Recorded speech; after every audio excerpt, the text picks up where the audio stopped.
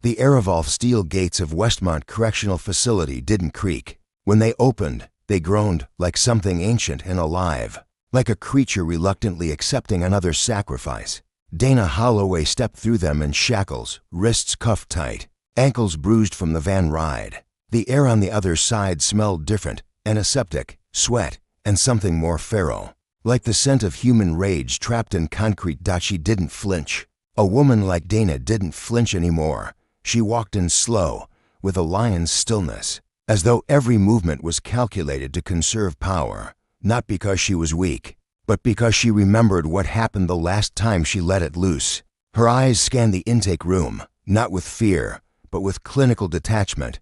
Fluorescent lights buzzed overhead, casting a sickly yellow tint on the white walls. A mural near the ceiling depicted the prison's history, a painted lie of rehabilitation. Strong female silhouettes, hands raised toward freedom. Dana scoffed under her breath. There were no heroes here, only survivors.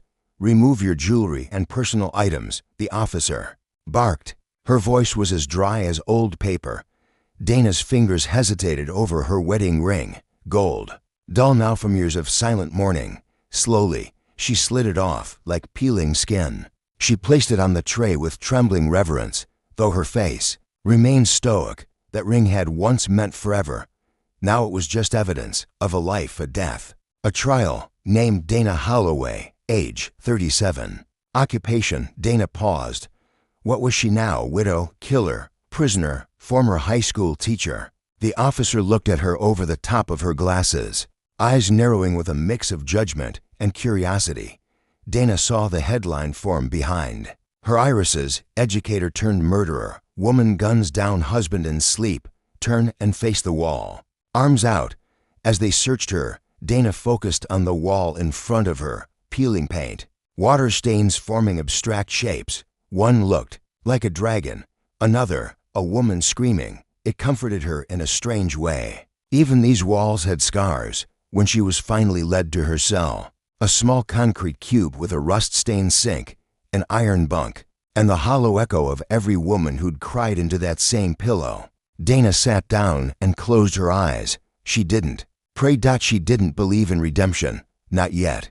Flashback. The trial had reigned on the final day of her sentencing. A pathetic fallacy the press had eaten alive. She remembered sitting in the courtroom, hands clasped neatly in her lap like a schoolgirl. Her attorney whispered tactical optimism. The DA barked for maximum punishment.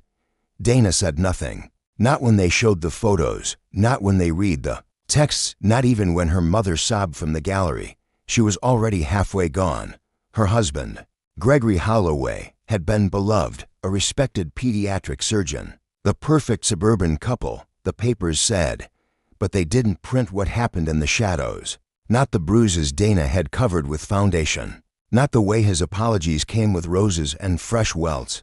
Not the night she finally saw the glint in his eye turn to fire and realized he was never going to stop. She had killed him with his own hunting rifle. 2 shots, center mass, premeditated. The prosecution argued. Liberation, Dana's lawyer whispered. The jury took 2 hours, 15 years, eligible for parole in 7. Back in her cell, Dana found the paper and pencil left for her. Start your therapy journal, the intake counselor had said, as if words could unravel a decade of pain, as if therapy was a salve for violence that boiled in the blood. Still, she began to write, not for healing, not yet, but because language had always been her weapon, the one she knew how to wield best. Entry 1. They say this place breaks people. That's not true. It's not the place. It's the silence, the slow crawl of time, the echo of who you used to be. You don't break here. You remember that you were already broken long before they put you in chains. That night, Dana met her cellmate. Names. Keisha, the woman said without looking up from her cot. She had a sleeve of faded tattoos and eyes like polished obsidian, reflecting nothing. Dana nodded. Dana, yeah, I know who you are. Dana waited. You're the one who shot the doctor husband. Real sweet story. It wasn't admiration. It wasn't judgment, either. It was recognition, the way survivors spot each other in a crowd. Keisha sat up, exhaled smoke from a contraband vape. Let me give you one piece of advice, new fish. Dana raised a brow. Don't confuse quiet for peace, and don't let the guards hear you cry. Dana didn't respond.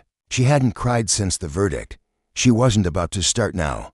Late that night, sleep didn't come. The mattress was too thin, the sounds too loud, the bars too cold. Somewhere down the corridor, a woman screamed a name over and over, until her voice cracked. Dana stared at the ceiling, and a spider weaving a web in the corner. Efficient, methodical, dangerous. She envied it. The initiation 6 weeks in. The prison no longer felt like a place. It felt like a rhythm. Steel doors slammed in patterns. Alarms chirped and droned like clockwork. The guards spoke in clipped code. And the inmates moved in packs, small, breathing flocks of tension and survival. Dana had learned the rhythm well enough not to stand out. But standing out wasn't always a choice.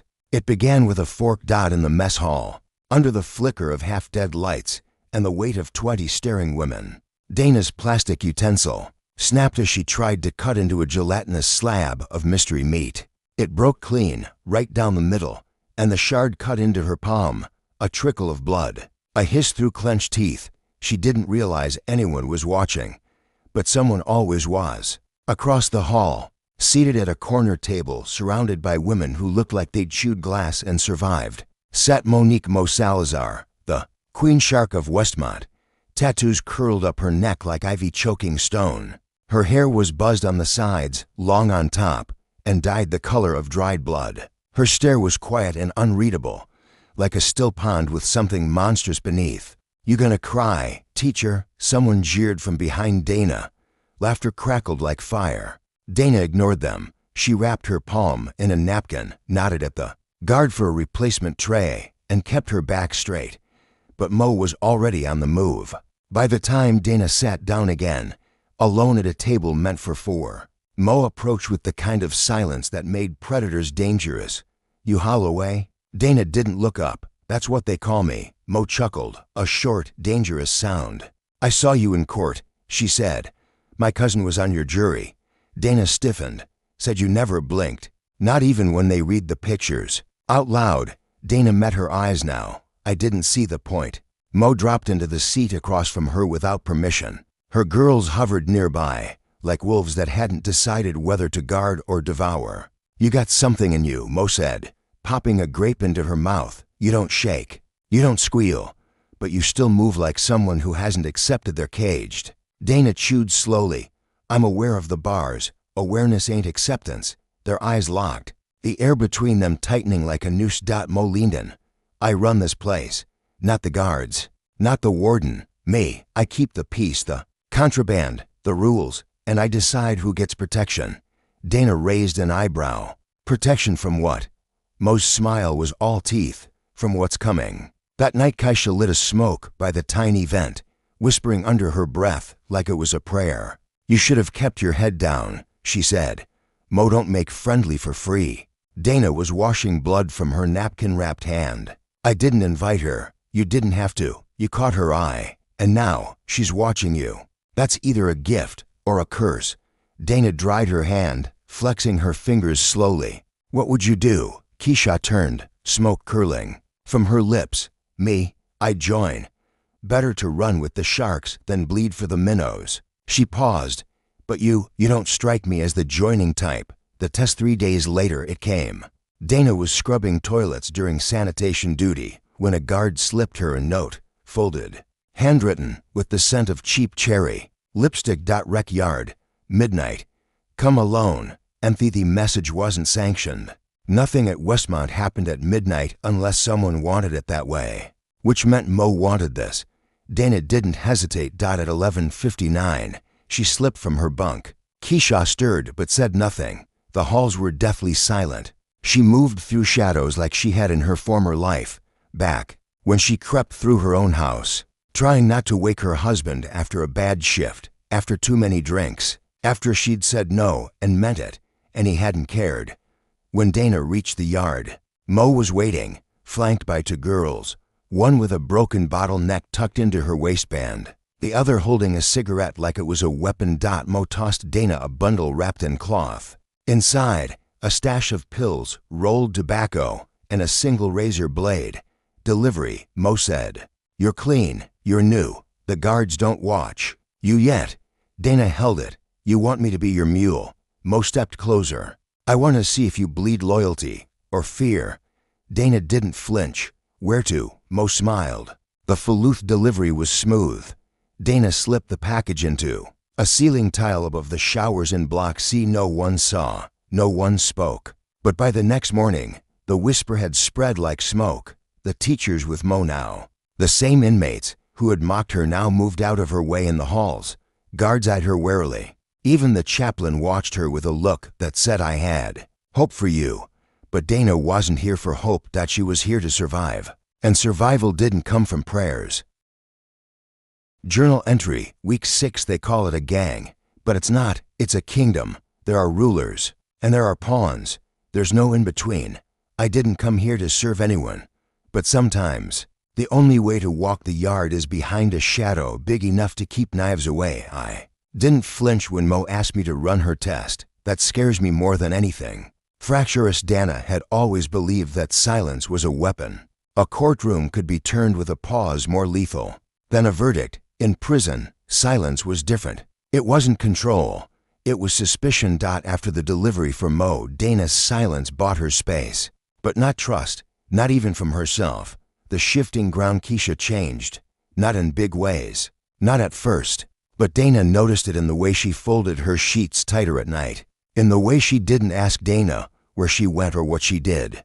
As if the air between them had thickened with something unspoken. You're in, Keisha finally said one morning, her eyes hard. With Mo, Dana didn't answer. You know what happened to the last woman who got close to her? Still nothing. She disappeared. A slow blink from Dana. Transferred. Buried, Keisha said. In pieces, metaphorically, if she was lucky. There was no sarcasm in her voice, no fear either. Just the dry acceptance of women who'd seen too much and stopped believing justice meant anything. Why stay near her then? Dana asked. Keisha shrugged. It's prison. You pick a storm to drown in and hope it's fast. The Ruxrissimo was grooming Dana. Everyone knew it. She sent her with notes. Had her sit close during rec.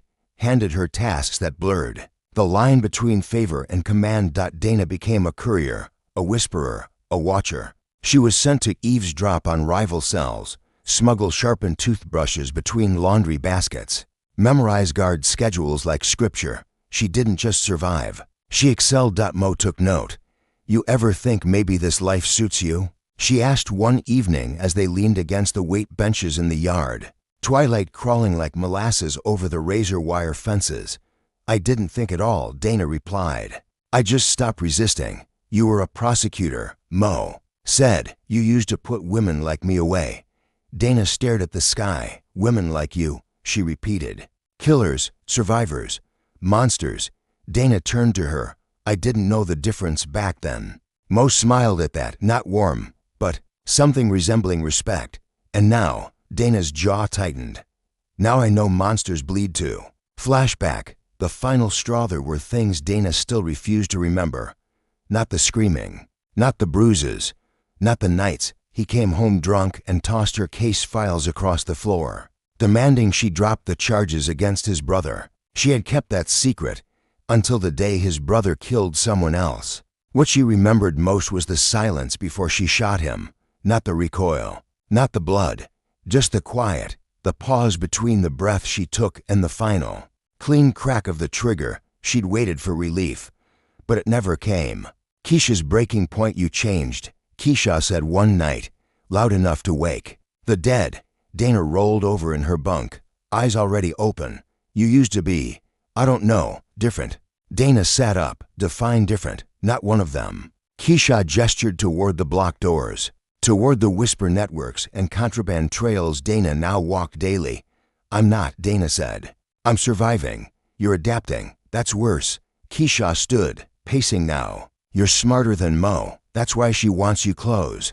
But people like her, they don't share power. They consume it. Dana rubbed her temples.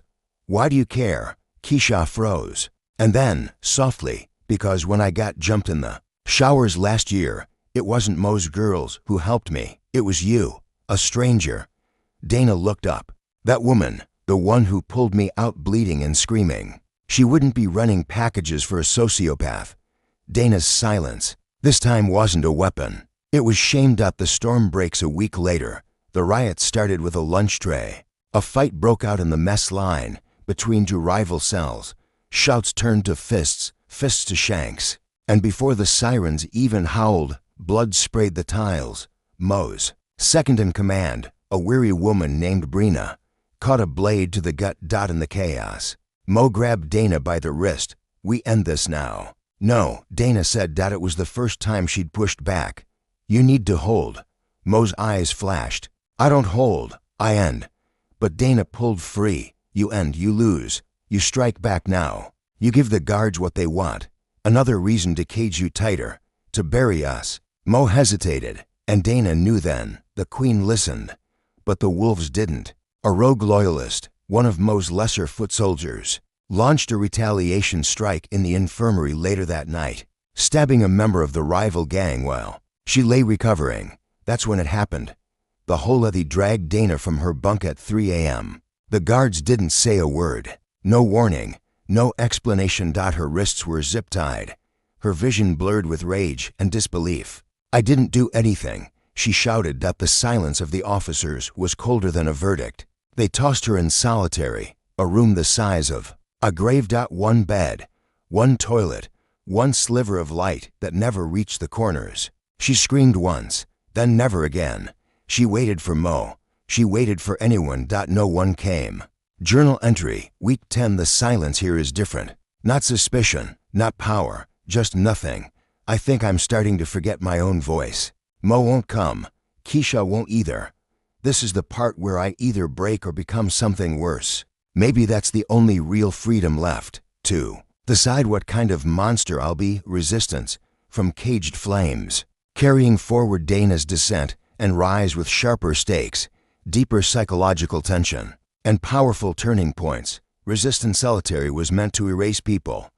Not quickly, not violently, but with the slow, grinding persistence of water against stone. Dana counted the cracks in the concrete like hours, carved lines into the wall with her fingernails, spoke to no one, heard nothing. Time did not pass. Time dissolved. The ghost of herself on the 26th day. She saw her reflection in the metal toilet lid. It stared back with hollow eyes and yellowed. Skin, lips dry and peeling, hair stuck to her face like cobwebs. "I used to stand before juries," she whispered to it, voice sandpaper thin. "Now I'm arguing with ghosts." The reflection didn't blink. "You thought you were better than them," she told it. "Cleaner, smarter." The one with the clipboard while the animals circled below. Her laugh bounced off the walls like broken glass. But somewhere, deep in the marrow of that madness, something sharp remained. Dana, not the prosecutor, not the errand girl. Dana, still breathing, still thinking. Keisha's letter in day 31. The door opened for the first time. A silent guard tossed a sealed envelope onto the floor, then left without a glance. Dana stared at it like it might bite. She opened it with trembling fingers. "They put you down there to break you. Don't let them. Mo's furious you didn't retaliate. She's spinning your silence as betrayal. Watch your back when you come up. Me. I don't know anymore. This place is a snake pit, and I'm sick of bleeding. You once told me monsters bleed too. So do heroes. Choose which one you are." Dana folded the note and tucked it into her waistband like armor. She didn't smile, but her pulse remembered something that felt like fight. Release it in day 34. They opened the door. She was thinner, slower, her legs, forgot how to walk. But her eyes were awake. The cell block had changed. New faces, more tension. The air smelled like distrust. Mo didn't greet her. That was expected. But when Dana passed her old table, Mo's eyes followed her, narrowed, calculating. A queen who'd noticed her rook stopped obeying. And Keisha? Gone, transferred, or so they said. Liar, Dana murmured. The same guards who'd dumped her in the dark now pretended not to know her. Planting seeds. Dana stopped following orders. Not loudly, not dramatically, but precisely, in ways that let her choose. She smuggled notes for rival factions, not for loyalty, for leverage. She whispered to guards in hallways about a possible fight in B Block. and then watched the chaos from her bunk while everyone else got shaken down. She told Mo nothing. Mo didn't retaliate, which meant she was waiting. The puppet master's hand came one night after lights out. A quiet knock against the bars. Dana sat up in her bunk, heart already pounding. It was Mo, alone. Walk, she whispered. Dana followed her down the shadowed hallway toward the chapel, the only place in the prison where shadows outnumbered ears. You've been busy, Mo said, lighting a cigarette with a trembling hand. Surviving, Dana replied. Without me? Dana's eyes were steady. Did you ever protect me, or was I just convenient? Mo exhaled. I protected your future.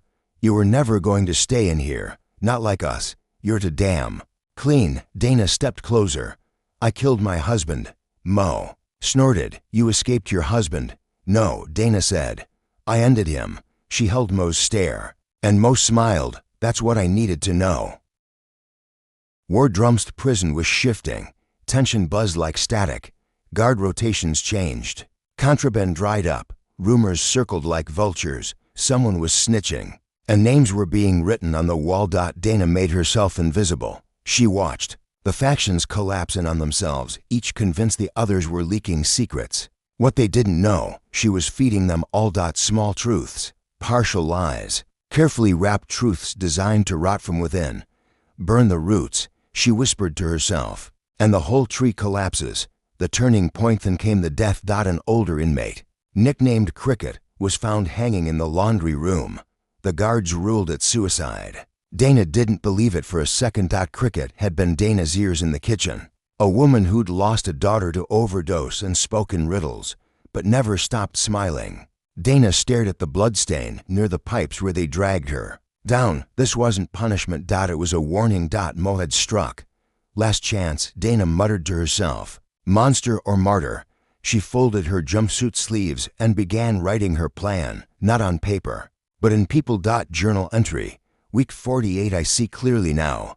Power in here isn't strength. It's precision. Mo taught me fear. Keisha taught me loyalty. Solitary taught me clarity. I will not choose between monster and martyr. I'll be something else. Something they don't have a word for. Rebellion. Dana used to think justice was a courtroom, a marble floor, a jury, a verdict. But justice, she'd come to learn, was never about truth. It was about power. And inside these walls, power wasn't clean. It was earned in blood, held in silence, and passed down through fear.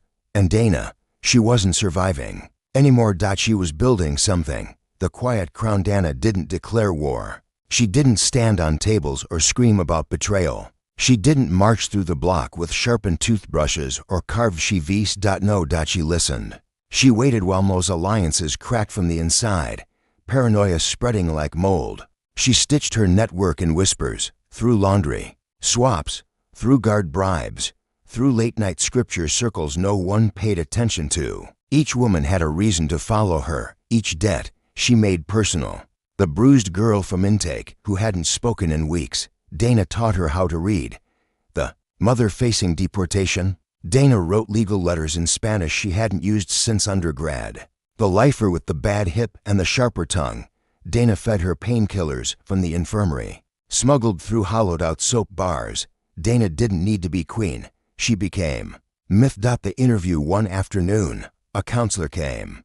Dana was summoned to a windowless office with white walls and a file thicker than a Bible. Dana Rios, the woman said, you've been recommended for transfer. Dana's stomach dropped. She said nothing. The counselor flipped a page. High intellect, unstable impulse control, tendency toward manipulation, yet strong mediation record. Inmate conflict resolution. Dana raised an eyebrow. Someone's watching, she said. Many someones, the counselor replied. You've become noticeable.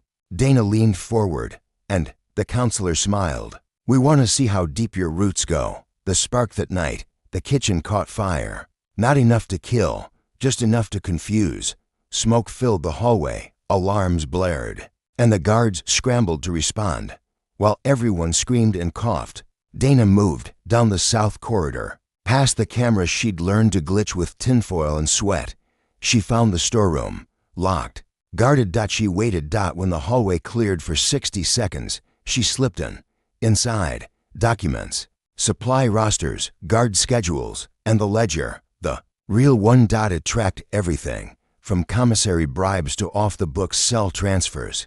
Dana took photos with a smuggled burner taped inside her sanitary pad. By dawn, she'd returned to her cell, eyes red, hands shaking, but smiling. The betrayal almost struck fast. 2 nights later, Dana was jumped in the shower. No cameras, no sound, just tile and fists and blood. 3 girls, 1 mission, kill her. But Dana didn't scream, didn't beg. She fought like a cornered dog. 1 girl left with a broken nose, 1 with a knife wound to the thigh. Dana took a towel, wrapped it tight around her ribs, and walked back to her bunk without collapsing. Mo watched her from across the room, cold, smiling. You're not strong enough to lead, she whispered as Dana passed. Dana whispered back, neither are you. The Flipmo had a lieutenant, tall, lean, scars like topography. Her name was Roach. Roach watched Dana for weeks, measured her, hated her. But then Roach's little sister got arrested. And suddenly, the power Mo offered seemed too violent, too reckless, too temporary. Dana approached her during rec. I can get her a deal, Dana said. You don't even have a pen, Roach snapped. I have names, Dana replied, and leverage. 3 days later, Roach gave Dana the roster for Mo's drug routes. The next day, those routes were shut down by a surprise shakedown. Mo lost 3 runners and gained a traitor. Riot if something was coming. Everyone felt it. The tension, the silence, the feeling that the walls themselves were holding their breath. Dana stood in the chapel, alone, wearing a prison-issue sweater soaked in dried blood, burn marks on her wrist, and a folder tucked beneath the floorboard. The ledger, she whispered into the empty pews. You buried me, but I am the seed, and I have learned to grow in the dark. Journal entry, final week of year 1. Justice doesn't come from judges, it comes from people. From fire, I am not innocent, but I am not finished. Tonight, I light the match, and when the flames rise, let them all see what's been growing beneath their feet. Reckoning storm didn't start with thunder. It started with absence. Guards vanished from their usual posts. Hallways, once teeming with surveillance and sneers, turned quiet. The cameras blinked uncertainly. Someone had looped the feed. Again. Dana stood at the edge of B block, where the steel met silence. Inmates around her buzzed low, their eyes sharp. She could feel it in her chest, like a second heartbeat. It was time. The sparkroach gave the signal by dropping a mop. 1 clang, 1 echo, like a gunshot in a chapel. Chaos unfolded with surgical precision. Laundry carts overturned. Smoke grenades, fashioned from deodorant cans and lighter fluid, exploded in the mess hall. Fistfights erupted in 3 blocks simultaneously. But this wasn't random. This wasn't riot for riot's sake. This was a message. Inside the fear, Dana walked through the smoke like a revenant. She carried the prison's real ledger in one hand, wrapped in cling film, tucked under a torn sweatshirt. Her other hand, steady, her face bloodless. She made it to the warden's wing. Roach had secured the back entrance, seduced one of the night guards with promises and pills. By the time Dana entered, the office was empty. She sat in the warden's chair, looked out the bulletproof glass at the yard, where orange jumpsuits clashed like wildflowers in a thunderstorm. Turn the intercom on, she told Roach. Roach hesitated. Dana looked up. They'll hear me. And then she spoke. You think we're animals. You made us this way. You fed us poison and demanded prayers. You took our names, our dignity, our lives, and called it justice. But now the floor is cracking. The walls are listening. And the reckoning is here. The other side of the wall. What no one knew was that the files Dana had, real evidence of abuse, smuggling, and trafficking within the staff, had already been sent out. Not through digital means. No, Dana had paid off a parolee months ago, slipped her the USB on her way out during a fake dental transfer. The woman was a former social worker. She knew exactly which journalist to give it to. The story hit Twitter like a lit match on gasoline. Corruption ring inside state women's facility. Whistleblower from within. Dana's name wasn't in the headline, but she didn't need it to be. By the time the National Guard arrived, she'd already won. The cost but revolutions demand blood. Mo wasn't going to let Dana walk away untouched. She found Dana in the chapel, where it all began. Smoke curled through the stained glass. Sirens howled outside the walls. Mo had a shiv. Her eyes were red. Her hand trembled. "You ruined everything," she spat. Dana didn't flinch. She stood still. Everything was already broken. "I just showed them the cracks." Mo lunged, fast, sloppy, desperate. Dana dodged, barely. They crashed into a pew. The blade scraped her collarbone. Roach came up behind Mo and landed a blow that dropped her. Blood spilled onto the cross-shaped carpet. Dana looked down at Mo, panting. "I never wanted to be queen," she whispered. "I wanted to be free." Judgmental days later, Dana sat in a new room. Brighter walls, cleaner floors, a different kind of prison, a federal holding center. She wore a navy blue jumpsuit instead of orange, still confined, but different. Across from her sat a DOJ investigator. "You're either the smartest felon we've ever seen," the woman said, flipping the file, "or the most dangerous." Dana smiled softly. "I told the truth, and I survived." The woman stared. "What do you want?" Dana leaned in. "I want immunity for every woman who helped me. I want a deal for Roach. I want the guards who sold us like meat to face trial. And I want a camera crew in that courtroom." The investigator didn't blink. "You're not scared?" Dana's voice, barely above a whisper. "I've already died once. The rest is just resurrection." Postscript: the flame that remains mints. Past: the prison was placed under federal review. Staff were arrested. Whistleblower protections were extended. Mo was moved to maximum security. Her grip shattered. Dana's sentence was reduced. She was transferred to a prison that offered education, programs, sunlight. But she wasn't interested in comfort. She began writing, anonymously at first. Then with her name, her essays burned through the internet, raw, electric, full of rage and intellect. She gave voice to women no one wanted to hear. One day, she received a letter, a judge's clerk. "Your case is being reopened." Journal entry: Year 2. They said I was dangerous. They were right. Because I remember, I name things. I build fire from silence. And I do not stop when the gates close. I stop when justice breathes again.